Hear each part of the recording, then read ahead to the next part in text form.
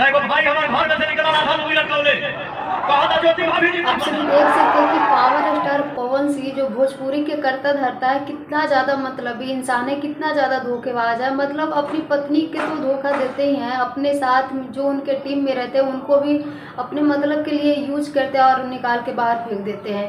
नमस्कार दोस्तों, Radhe Radhe. I hope आप से लोग अच्छे होंगे, मस्त होंगे, स्वस्थ होंगे। अगर चैनल पर नए आए हैं तो चैनल सब्सक्राइब करके एक प्यारा सा लाइक कमेंट जरूर करें।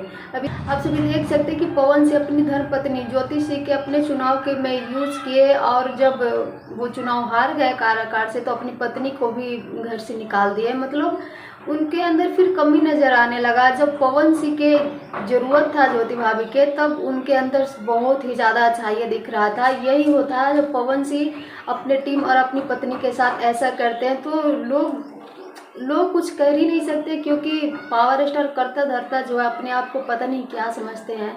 वैसे अपना राज जरूर दीजिएगा। Thank you.